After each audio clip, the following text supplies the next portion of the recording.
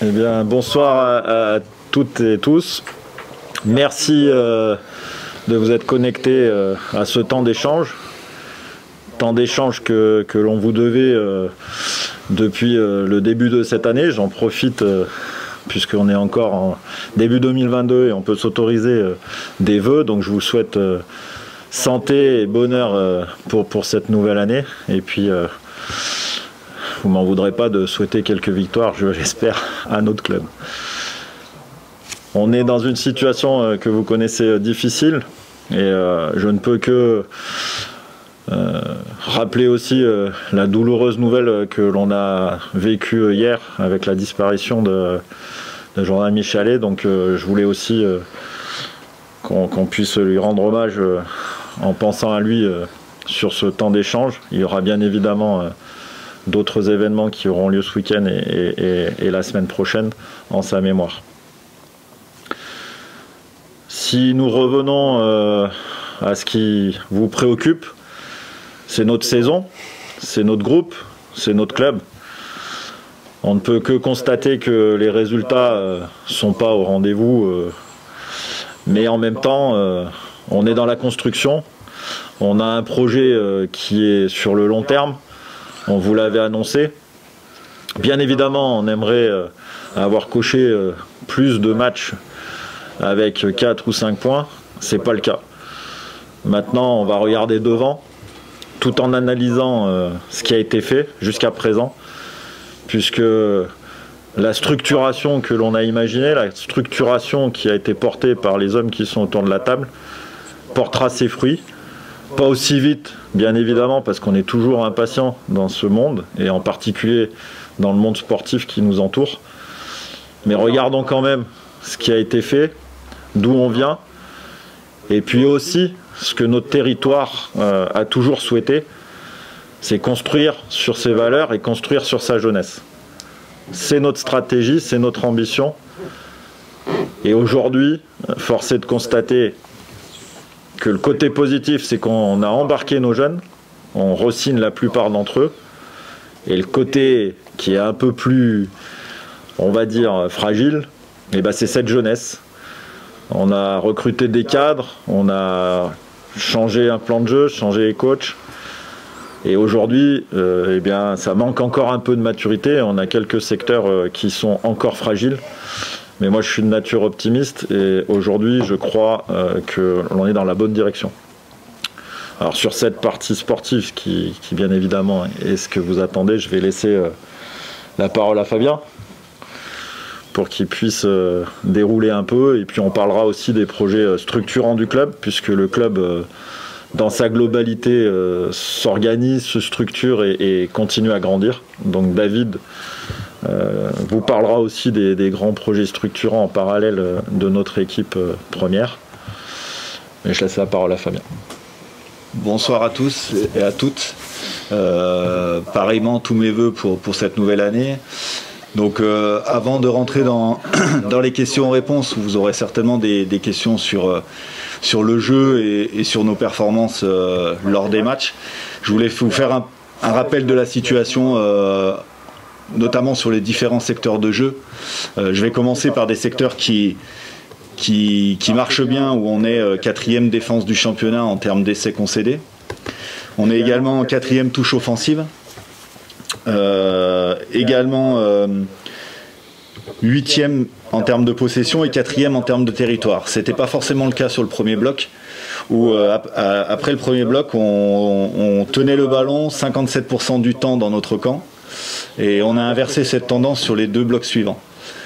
Par contre, il y a des secteurs où on est en difficulté, et c'est pas parce qu'on tient le ballon dans le camp adverse qu'on est efficace, et notre attaque aujourd'hui est clairement peu efficace. On est 4e attaque en termes d'essais marqués, 10e en termes de points marqués, mais on n'est pas suffisamment efficace lors de 2 matchs qui ne nous permet pas de les tuer quand on a des situations pour le faire. On a également un point noir, c'est la discipline, où aujourd'hui on est 12e en termes de discipline, et le secteur de la mêlée, où on est 16e mêlée du championnat. Donc cette analyse a été faite à mi-saison. On a bien évidemment déjà mis en place des évolutions pour y répondre, et pour pouvoir reprendre le jeu à notre compte et imposer notre jeu. Donc on reparlera, je pense, certainement du système offensif, mais aujourd'hui il nous permet malgré tout, et sur le match de Vannes, d'avoir 6 situations de surnombre à exploiter, alors qu'on exploite mal ou qu'on n'exploite pas. Donc on reparlera peut-être du manque de confiance aujourd'hui du groupe qui doute, ce qui est normal vu notre position. Mais voilà, on a dès le début du projet, on s'est alignés tous les 3, avant de le partager avec l'ensemble du staff, sur 3 grands principes qui aujourd'hui sont dupliqués à la fois dans la vie de groupe, mais à la fois aussi sur le terrain, qui sont la notion d'effort, avec de l'exigence, avec de la rigueur, et ce qui nous tient à cœur aussi à tous les 3, c'est la notion de responsabilisation, afin de donner de l'autonomie à nos joueurs pour prendre des décisions sur le terrain. Et quand on a entamé l'année, on a mis un gros focus là-dessus, en responsabilisant aussi nos cadres, pour les mettre dans une démarche de s'impliquer dans le projet, de passer d'une étape de joueurs peut-être élèves pour devenir de plus en plus impliqués, de plus acteurs, et pour devenir joueurs leaders dans le projet. Et ça, peut-être qu'on a été un petit peu trop vite. On a aussi perdu quelques cadres en cours de route avec des blessures. Et aujourd'hui, on est repassé dans une phase où on est encore dans la construction, on est encore dans le fait d'amener ces joueurs-là dans une démarche professionnelle, parce qu'on a cette jeunesse aussi qui est en train de se construire, qui doit aussi continuer à évoluer pour s'imposer dans l'équipe, ce qui n'est pas forcément le cas de tous. Et en plus de ça, aujourd'hui, on leur demande pour certains de porter un petit peu un leadership de l'équipe et de porter surtout l'identité du club. Ce qui est un petit peu lourd aussi pour eux, parce que si on fait un petit peu un rappel de l'histoire, voilà, les générations qui sont passées, il y avait Fabien Alexandre qui représentait le territoire et l'identité FCG, qui était né en 85, et là on demande à des garçons de 98-2000 de reprendre ce flambeau là, et il faut les accompagner parce que ben voilà, ils ont aussi tout ça sur le dos dans la situation actuelle du club. Donc voilà un petit peu aujourd'hui où on en est au niveau du bilan et du constat. Maintenant, les solutions, elles sont travaillées chaque semaine pour faire évoluer les choses. Donc j'ai pris la décision sur le secteur de la mêlée de confier le secteur de la mêlée à Arnaud depuis une semaine, que ce soit dans le contenu et l'animation. Jean-Noël Perrin reste connecté au plateau performance et au pro parce que l'essentiel et 80% de sa fiche de poste est basé sur la formation et l'accompagnement des éducateurs des U14 jusqu'au pro, et il doit avoir la possibilité d'évaluer les garçons qui viennent de la filière formation. Donc il restera connecté au plateau performance, mais Arnaud reprend le lead sur ce secteur de jeu. Voilà. Est-ce que Thomas, est-ce que tu veux qu'on bascule sur les questions-réponses, on parle sur les structures, peut-être? Ouais, comme ça après on laissera nos supporters nous poser des questions.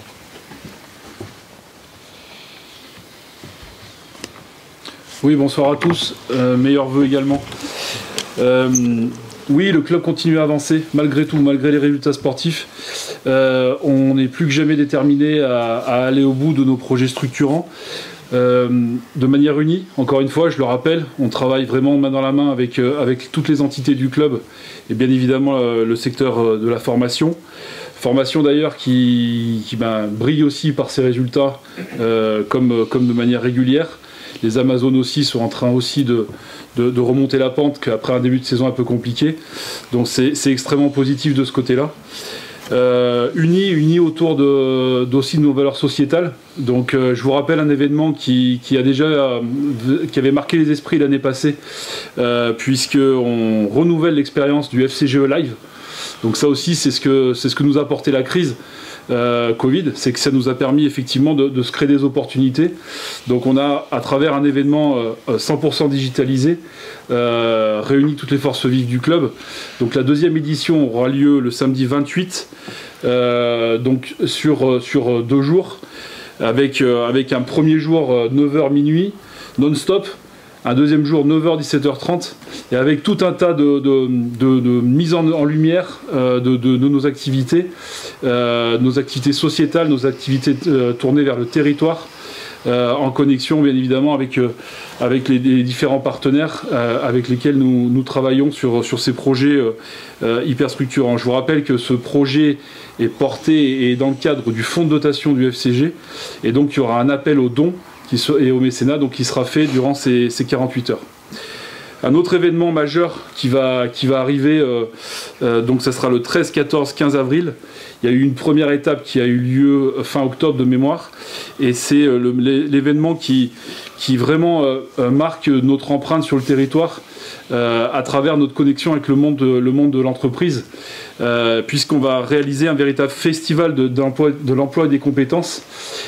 C'est un projet qu'on a nommé Horizon 9, et qui, durant 3 jours, va vraiment mettre en lumière les besoins de recrutement des entreprises et la mise en connexion avec des personnes qui sont en recherche d'orientation, de reconversion, voire effectivement d'emploi. Le troisième élément que je voulais communiquer, c'est que on a mis au cœur de notre année 2022 le fait que c'était les 130 ans du club. C'est quelque chose qui est très important pour nous, car nous sommes vraiment toujours respectueux de l'identité du club et de nos anciens. Donc par rapport à ça, il faut savoir que pour le match contre Rouen, il y aura un maillot qui sera spécifique pour cette occasion, qui a été fait pour cette occasion, qui rappelle bien évidemment l'histoire du club. Toujours dans le cadre du respect de nos anciens, sachez que l'événement des CAP qui est reconduit chaque année l'est encore une nouvelle fois et sera encore plus mis en lumière cette année, puisque à l'occasion du dernier match contre Bourg-en-Bresse, on pourra véritablement au Stade des Alpes mettre en lumière nos anciens qui seront capés selon les critères de sélection habituels. Et puis également, un élément important, c'est que on va fêter les 10 ans du titre de Pro D2, titre donc acquis en 2012. Et ça aussi, on ne l'oublie pas. Et pour cela, bien sûr, on va connecter la génération de l'époque, on va les rapprocher du club cette année et faire plusieurs actions qui les mettront en avant. Justement, sachez que depuis le début de la saison, on a dédié une loge du stade à nos anciens joueurs.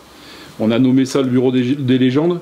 C'est quelque chose qui est important pour nous, qu'ils se sentent chez eux, c'est leur maison, et on a énormément de respect par rapport à tout ce qu'ils ont pu apporter. Donc on tenait à les considérer chaque week-end. Dans ce cadre-là, sachez que même si on est dans une adaptation par rapport aux loges, effectivement, à l'occasion du match contre Rouen, forcément, on va avoir un focus particulier sur la génération double championne de France Réchelle, les 93 et les 94, pardon, pour bien évidemment se rassembler autour de la mémoire par rapport à Jordan Michalet. Je ne vais pas m'éterniser là-dessus, puisque je vais rapidement me faire gagner par l'émotion. Voilà ce que je voulais dire par rapport à ce qui me semble être des projets fondamentaux.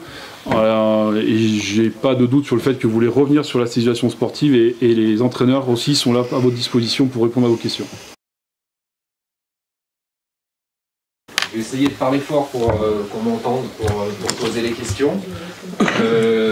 Juste de passer pour que l'on voit. Le but, c'est bien évidemment répondre à toutes vos questions, de ne pas les éluder, bien évidemment, et poser des questions en restant poli, etc. Et on essaiera d'y répondre de la meilleure des façons possibles. Nicolas, une question pour vous. Les gens se demandent, dans une situation comme ça, pourquoi il n'y a pas eu une prise de décision qui aurait été de se séparer éventuellement d'entraîneurs ou de recruter des nouveaux joueurs. Alors encore une fois, on se positionne en tant que bâtisseur. Je crois que quand on est sur un projet annoncé depuis le départ avec un objectif de maturité à 3 ans, on doit avoir l'équipe de Pro D2 avec la moyenne d'âge la plus basse. On ne va pas, entre guillemets, réagir face à des événements qui sont pour moi à court terme. Forcément que nos enjeux de cette saison, qui étaient d'aller caresser les phases finales et de donner cette expérience à cette jeunesse, de ferrailler pour un objectif ambitieux ont changé. On ne peut pas nier maintenant qu'on va se battre pour autre chose. Moi, je pars du principe qu'il faut toujours rendre une situation positive. Et je pense que pour cette équipe, ce collectif, se battre pour le maintien, parce qu'il ne faut pas avoir peur de le dire, maintenant on se bat pour le maintien, et ben pour moi c'est un objectif qui est noble, et c'est un objectif qui va construire ce collectif. Et j'ai pas pour habitude de couper les têtes, et j'ai pas pour habitude non plus de lire la presse. Et justement, il y a une personne qui vient juste de dire à l'instant, les gens souhaiteraient un président qui s'exprime éventuellement plus dans la presse. Pour faire quoi? Pour dire quoi? À partir du moment où aujourd'hui on est en train de construire, la presse n'est pas forcément pour moi le meilleur vecteur. Je préfère des moments comme ce soir. Et avec Fabien, David et les coachs, on avait imaginé bien évidemment de se rencontrer physiquement. La situation ne nous le permet pas. Par contre, si je peux vous faire une promesse en termes de communication et de proximité, c'est qu'on va renouveler ces expériences et que j'espère de plus en plus rapprochées et surtout physiques. Voilà. Je préférerais parler avec vous qu'avec des journalistes. Beaucoup de questions sur le recrutement qui a été fait. Donc des gens posent la question de qui a fait le recrutement. Donc Fabien, c'est toi qui va répondre. Et comment est-ce qu'on peut juger aujourd'hui ce recrutement par rapport aux attentes que vous aviez? Alors le recrutement aujourd'hui, au club, il est organisé avec 2 cellules, une sur l'environnement professionnel qui est composée de tous les 3, Evan, notre analyse vidéo aussi qui nous aide dans le sourcing et qui nous prépare des montages aussi pour analyser les joueurs que l'on cible, Franck Corillon qui en fait partie aussi parce qu'il est également dans la 2e cellule liée au plan de succession où il y a Franck, Jérôme Vernel, directeur sportif du centre de formation, les entraîneurs U21 et moi j'en fais partie aussi pour que on laisse cette communication et cette connexion parce qu'aujourd'hui on est dans un projet où on part de notre plan de succession pour compléter avec des joueurs matures et d'expérience pour accompagner nos jeunes joueurs voilà, dans leur progression et aussi leur apporter de leur expérience.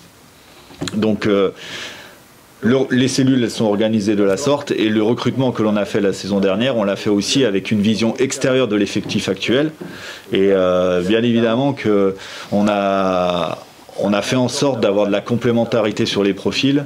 Si je prends le poste de 2e ligne par exemple, on a vraiment fait le choix d'avoir 2 numéros 4 qui ont la capacité de se déplacer, d'être des bons sauteurs en touche, de couvrir du terrain et de compléter avec des numéros 5 capables de porter le ballon, d'être plutôt pousseurs en mêlée. Alors dans cette période de recrutement, on a eu aussi des départs qui n'étaient pas souhaités ni prévus, où on a fait en sorte pour le coup pour Léva Fefita de lui proposer 2 ans de contrat dans le top 3 des salaires du club, mais il a fait un choix autrement. Deon Foury, ça a été la même chose, sachant que Léva avait joué avec un ligament croisé absent depuis 2 ans, donc il fallait aussi qu'on prenne ça en considération. Donc voilà, on l'a fait aussi avec une vision extérieure. Ce que je dis depuis le début de la saison et ce qu'a dit Nicolas est vrai. Aujourd'hui, le vécu commun qu'est en train de vivre ce groupe, on va pouvoir capitaliser là-dessus. On va aussi pouvoir construire et bâtir autour de ce que l'on est en train de vivre, parce on a vécu déjà depuis le début de la saison toutes les émotions, tous les revirements de situation. Cette période-là, elle nous permet aussi de continuer à évaluer le groupe et de vraiment avoir une idée claire des besoins que l'on va en avoir sur certains postes pour la saison prochaine. Sur une question, beaucoup de questions notamment sur la mêlée, comme vous l'avez dit aujourd'hui, qui ne fonctionne pas. Arnaud, tu as une explication, un diagnostic par rapport à ça et comment justement travailler cette mêlée? C'est une question mentale, c'est une question de technique. Quelle va être ton approche par rapport à ce secteur? Déjà bonsoir à tous. Déjà le secteur de la mêlée c'est déjà très collectif, donc c'est difficile de sortir l'individu de ce secteur-là. Après il y a pas mal de choses qui ont été évoquées depuis le départ. On parle, il y a des éléments qui sont forts, qui ont été évoqués, c'est la maturité, la jeunesse et le recrutement qui a été évoqué. Nous, en termes de recrutement, aussi les joueurs, et c'est en lien aussi par rapport au secteur de la mêlée, on a été recruter des joueurs qui nous, on estimait pouvoir amener une plus-value et surtout un équilibre. Parce que quand on a fait l'état des lieux du groupe qu'on a récupéré, c'était un élément fort pour nous. On cherchait des poutres. Leva est parti assez tardivement aussi. C'est un secteur où on a besoin d'hommes puissants, de masse. Donc voilà, c'était un travail qui était draconien pour trouver ces éléments-là. En ce qui concerne les résultats aujourd'hui et en lien avec ce que je viens d'évoquer, c'est aujourd'hui on demande à des joueurs comme, pour pas les citer, mais à Régis, à Eli, c'est très bien, qui sont formés au club, donc ça ne remet justement pas en question tout le travail qu'a effectué Jean-Noël depuis plusieurs saisons, donc il y a quand même quelque chose qui est bénéfique. J'entends beaucoup de choses qui sont dites, voilà, on est nul, le travail qu'on fait est pas bon, ok, j'entends. Mais on ne peut pas remettre en question tout le travail qui est effectué, notamment quand on voit l'éclosion de la jeunesse et de joueurs de première ligne issus du club. Donc ça me fait un peu mal. Mais aujourd'hui, voilà clairement la problématique, c'est que les joueurs cadres qu'on a été remplacés et qu'on a voulu aller chercher, on a perdu Jérôme Ray aussi tardivement, qui faisait office par deux joueurs cadres, qui nous amenaient cette stabilité. On a perdu d'autres joueurs qui nous amenaient cette sérénité et surtout cette maturité dans ce secteur qui demande beaucoup de travail. Aujourd'hui, on s'aperçoit que dans ce secteur-là, la maturité, elle est à la moyenne, c'est 27 ans. Je crois qu'on dit, un joueur, un pilier, il est mature à partir de 27 ans. Aujourd'hui, Régis, Eli, Zach, Thomas Tofa, 25 ans, Luca Goginava, 24 ans. Voilà, on leur demande aujourd'hui d'avoir une maturité de joueurs expérimentés pour stabiliser, pour maintenir et construire dans un club, alors que malgré leur jeune âge, ça reste compliqué. Donc aujourd'hui, les axes de travail, il est simple. Fabien a évoqué la partie statistique, qui est importante, mais qui est aussi révélateur. C'est qu'on est dernier, donc naturellement, il faut accentuer le travail, travailler différemment. C'est ce que l'on va essayer de faire aussi, de revenir peut-être un peu plus à des bases plus simples, revenir aussi à des bases de la mêlée, on va dire, on est sur du travail beaucoup plus technique, de 1 contre 1, travail de base, de posture, de gainage, tout en travaillant la partie collective, et j'en reste persuadé, et que ça me tient à cœur, où la cohésion, l'état d'esprit, qui a déjà été évoqué par Nicolas, sera ultra important pour la suite de ce championnat. Une question pour toi, Nicolas, notamment sur un manque d'efficacité en attaque et des joueurs qui sont souvent repositionnés à des postes différents, notamment sur la charnière. Comment est-ce que tu peux expliquer qu'on est beaucoup tourné sur cette charnière et éventuellement nos difficultés qu'on peut avoir en attaque? Bonsoir à tous, bonne année à tous. Merci pour cette question. Les rotations sur la charnière, Barthélemy a fait tout le premier bloc, il a joué tout le premier bloc. On a attendu le retour de Thomas Fortunel pour jouer avec nous, qui a entamé le deuxième bloc avec nous, où on espérait créer une certaine émulation entre ces deux joueurs, ce qui avait un peu propulsé et lié un peu aux blessures qu'avait pu avoir Ange Capozzo et les demandes qu'on avait sur différents systèmes de jeu, ce qui avait propulsé un peu Coco Glénat avec un partage du temps avec Ange, ce qui nous permettait de le protéger aussi à Ange et de le mettre sur certains matchs, certaines situations en fonction de l'adversaire, et de jouer un petit peu plus sur cette stratégie et d'avoir un mixte un peu plus important sur ces deux postes. Après est arrivé le fait des blessures. Thomas Fortunel vient d'être commotionné. Barthélemy a eu le Covid. Coco Glénat a le Covid cette semaine. Donc on joue le fait d'enchaînement de blessures qui nous mettent dans une position où un coup l'un, un coup l'autre, et qu'on n'est jamais dans la continuité. C'est toujours difficile. Le poste de 9 a été de la même façon, avec 3 blessés sur le poste, et que Eric Escande a tenu à bout de bras. Il faisait tous les entraînements, il a enchaîné tous les entraînements, il a jamais rechigné, il a travaillé comme il faut pour tenir à bout de bras sur ce poste l'équipe. On a eu Flo Zoupan qui a eu un problème à la main, qui doit se faire opérer fin janvier, début février. Voilà, donc il a fallu aller chercher un joueur qui arrive dans un système et dans une équipe qui est en construction, donc qui se cherche, qui apprend à connaître les joueurs, et donc encore une fois, il faut du temps. C'est des postes où certes il faut laisser le temps aux gens, mais pour leur laisser le temps, il faut qu'on les ait. Quand on a le Covid, quand on fait une commotion, et aujourd'hui le cas de Thomas Fortunel est problématique pour nous, puisqu'on le perd pour 3 mois. Donc voilà, de changer tout le temps, mais on s'est retrouvé avec Ange Capuzzo, malheureux sur une chandelle à Aix-en-Provence, qui se pète le doigt. On a les sélections pour Ange Capuzzo, donc il a toujours été difficile de mettre une équipe, une stabilité sur ces postes clés. Une question pour toi, Fabien. On l'a dit, on joue clairement le maintien, on peut parler de stratégie, de technique, etc. Il y a forcément une part mentale et une part d'appartenance, une part de révolte. Comment est-ce qu'on va réussir à mettre ça en place ? Oui, donc là, c'est sûr, ce que je l'ai dit dans le vestiaire, c'est que pour l'avoir connu, une équipe qui joue le maintien, elle doit se conditionner à jouer le maintien, elle doit accepter de jouer le maintien. Donc on a eu de nombreux échanges depuis le début de la semaine avec les joueurs aussi, pour les solliciter, parce qu'on co-construit également avec eux le projet.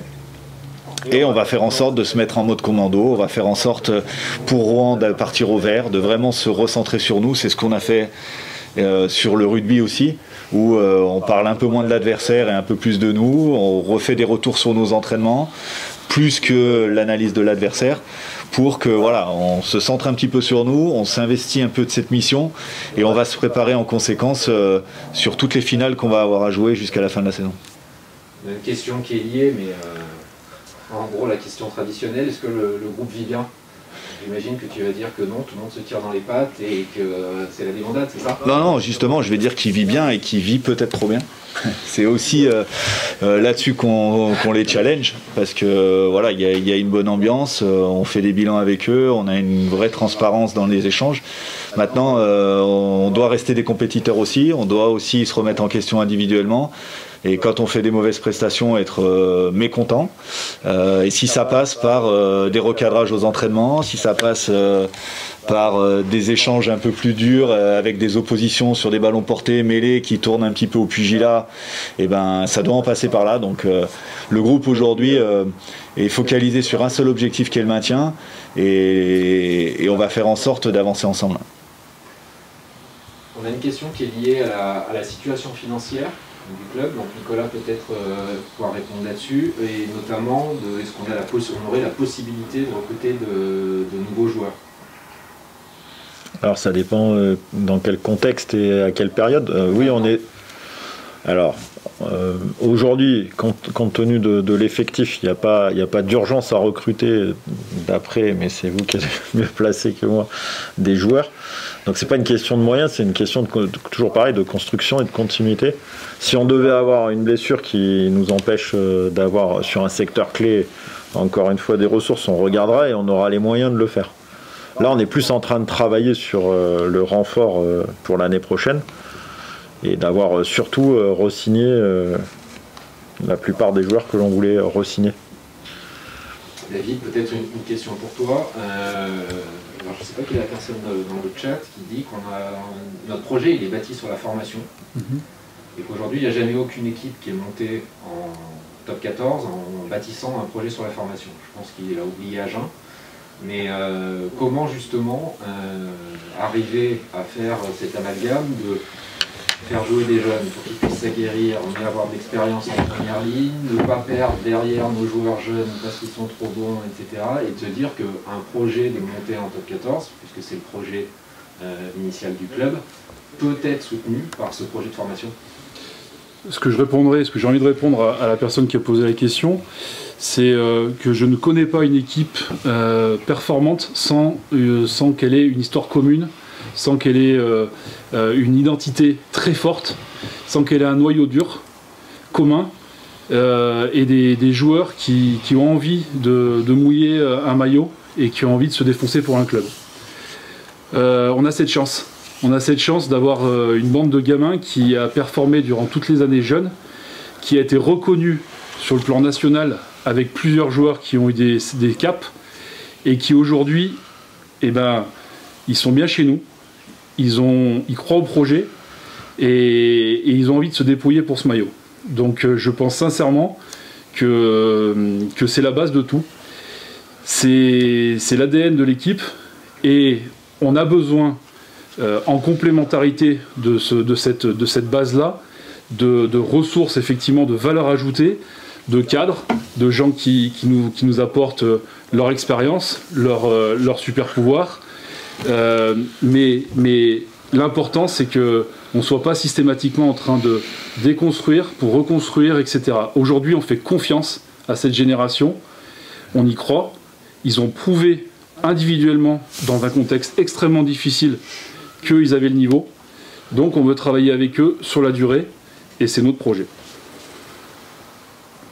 Là-dessus, on a deux questions qui sont liées sur éventuellement des départs des jeunes. Donc une question qui est liée à Ange Capuzzo pour savoir s'il sera là l'année prochaine, et une question sur le jeune Louis Vieille de Bordeaux, de pourquoi des jeunes comme ça, on n'arrive pas à les garder. Alors, je les prends, moi, si tu veux.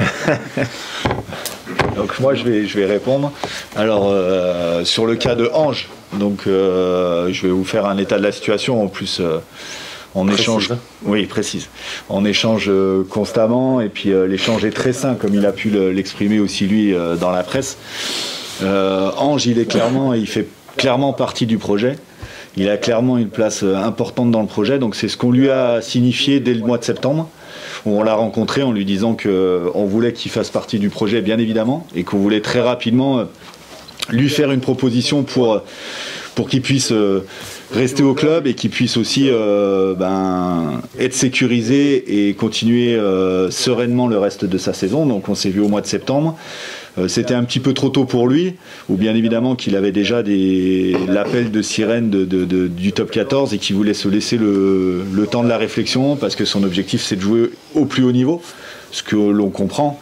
Bien évidemment, on a montré qu'il pouvait être international en restant à Grenoble aussi. Et on s'est fixé un calendrier à Noël, donc pour pouvoir continuer à échanger ensemble, et puis aussi pour que nous on puisse se retourner aussi pour préparer la saison prochaine. Donc dans le courant de ces 3 mois, nous lui avons fait une proposition pour qu'il reste au club sur le long terme, par rapport à ce qu'on s'était dit, et on s'était fixé Noël. Donc à Noël, Ange et ses conseils ont souhaité un timing un petit peu et un laps de temps supplémentaire pour mener leur réflexion. Donc on est toujours en réflexion avec Ange. Il a toujours une place et il aura toujours une place dans le projet. Maintenant, la balle est dans son camp. Et concernant Louis, bien évidemment que j'ai regardé son match le week-end dernier. C'est un joueur qui était U18 chez nous, qui n'avait pas encore évolué en U21, que l'on a reçu avec. Alors Nicolas était encore à Biarritz, Arnaud était encore à Bayonne, que l'on a reçu 2 fois. Avec ses parents pour leur expliquer le projet, pour lui proposer d'intégrer l'équipe professionnelle, qu'il puisse aussi continuer son double projet avec un DUT GEA sur Grenoble, en lui mettant à disposition des aménagements de cours. Et lui aussi a été attiré et reçu par plusieurs clubs de top 14, et il a fait le choix de partir à Bordeaux pour un projet qui lui est propre, et sa décision aujourd'hui on ne peut pas la commenter, on peut juste la respecter. Mais c'est aussi aujourd'hui le reflet d'un marché du rugby qui a été à la fois régulé par le statut GIF, mais également dérégulé par le statut GIF, où aujourd'hui on est tous contents d'avoir une équipe de France performante, où on a 5-6 joueurs de même calibre à chaque poste, mais pour des clubs comme nous qui avons cette capacité, cette force de former des jeunes joueurs GIF, on est aussi la cible de clubs qui ont une stratégie de recruter un maximum de joueurs GIF, et au fil du temps d'écrémer, de garder les meilleurs sans soucier de ce qui va arriver aux autres qui sont passés entre les mailles du filet. Donc quand on doit faire l'effort, et c'est ce qui est positif, sur ce début de saison, c'est que ces jeunes joueurs croient au projet et s'inscrivent dans la durée avec le club, et même s'ils ont été contactés par le top 14. Et à contrario, à nous d'aller chercher des joueurs expérimentés pour les accompagner en ciblant justement à la fois en termes de compétences mais aussi de leadership. Il y a une question que je vais poser parce que sinon on va croire que j'ai fait exprès de la mettre de côté. On nous pose la question de savoir si on n'a pas trop de personnel administratif et de trop de gens permanents au club qui nous empêcheraient de pouvoir mettre cet argent sur du sportif. Ça c'est intéressant. Je sais pas si ça vient de l'intérieur ou de l'extérieur. Non, mais quand je suis arrivé au club, on a fait un certain nombre d'audits avec David. Je pense qu'on est un club très très bien structuré, avec des gens très investis et qui ont la capacité justement d'apporter, qu'on soit en Pro D2 ou en Top 14, une qualité de service qui n'est pas souvent égalée, rarement dépassée. Donc je ne crois pas qu'en supprimant quelques ressources expertes et qui pour le coup mouillent le maillot 7 jours sur 7 quasiment, on pourrait se payer des joueurs supplémentaires. Je ne vois pas de lien en fait. Et moi j'ai une autre question, mais c'est presque une question personnelle. Qu'est-ce qu'on pourrait faire? Non, ça n'a rien à voir avec... Qu'est-ce qu'on pourrait faire aujourd'hui comme lien avec les supporters? On a un match contre Rouen, alors oui il y a une jauge à 5000, mais aujourd'hui on a un maintien à aller chercher. Ça va passer par un moral de guerrier, et ça va passer par les supporters avec nous, tous ensemble, administratifs, sportifs, etc., pour pouvoir sauver le club. Qu'est-ce que vous pourriez attendre des supporters? Qu'est-ce que les supporters peuvent nous dire sur le chat qu'ils attendent de nous pour qu'on les aide au stade? Et comment est-ce qu'on peut créer cette union sacrée pour aller chercher ce maintien? Parce que des maintiens, on en a connu plein en top 14.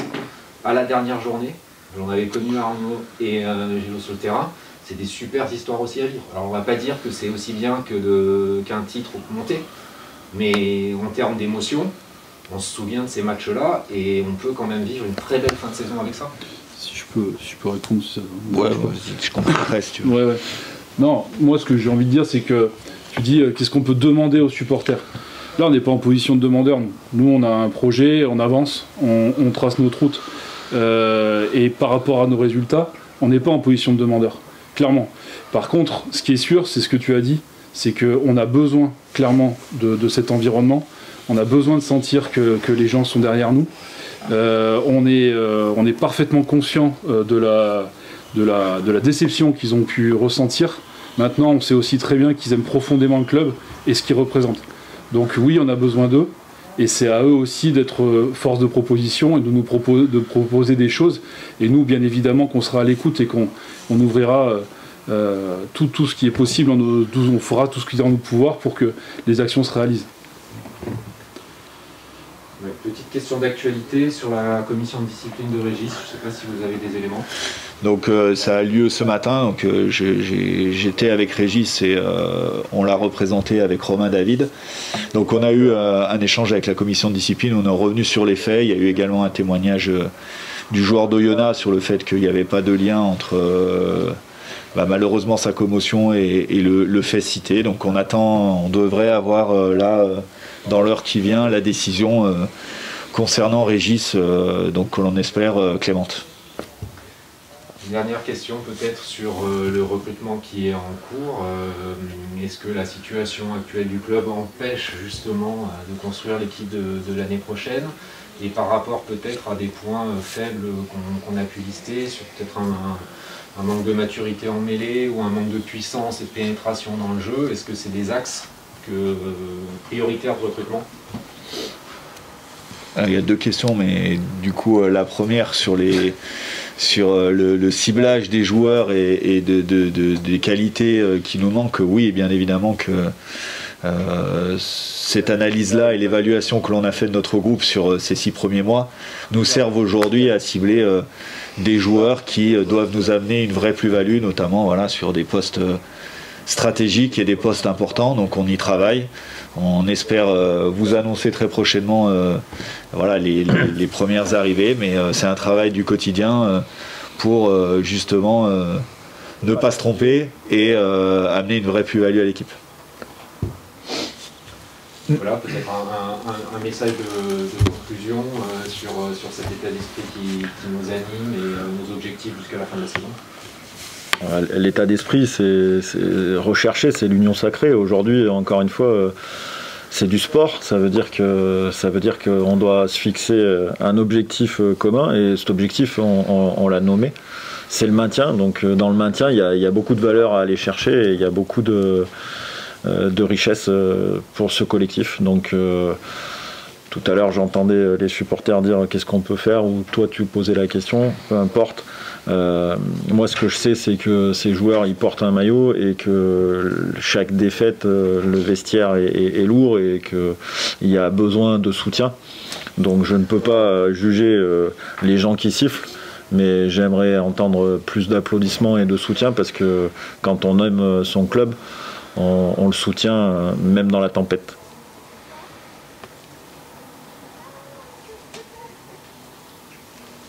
Pas d'autres questions? Merci. Merci. Merci.